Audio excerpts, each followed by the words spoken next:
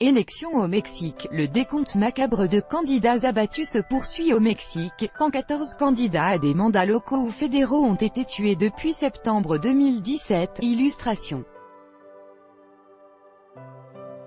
Ulises Ruiz, AFP. Le 1er juillet prochain, les Mexicains seront appelés aux urnes pour élire un nouveau président, ainsi que les sénateurs et députés. Ils voteront également pour des élections locales. Depuis le début de la campagne électorale, 114 candidats ont été abattus. C'est une violence sans précédent qui frappe la campagne électorale mexicaine.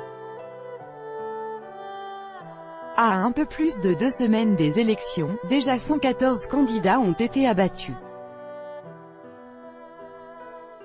Le dernier en date, Alejandro Chavez Zavala, candidat à la mairie de Tartán dans l'état du Michoacán, a été tué jeudi 14 juin par un groupe armé.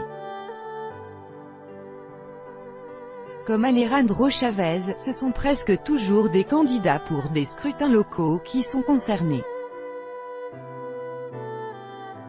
Et lorsque les candidats ne sont pas directement visés, ce sont leurs familles qui subissent des pressions ou sont victimes d'attaques.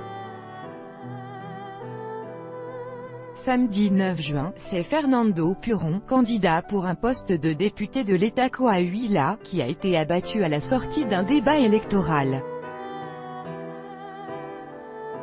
Il avait déjà reçu des menaces après avoir promis de mettre un terme au crime organisé. Il est le premier candidat fédéral abattu durant cette campagne. Les autorités ne semblent pas inquiètes pour autant, elles n'ont pas souhaité renforcer les mesures de sécurité.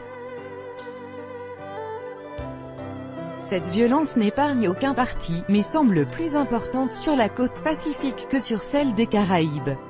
C'est en tout cas ce que constate la société de conseil en sécurité Intellect, la seule à l'heure actuelle à tenir à jour ce macabre décompte.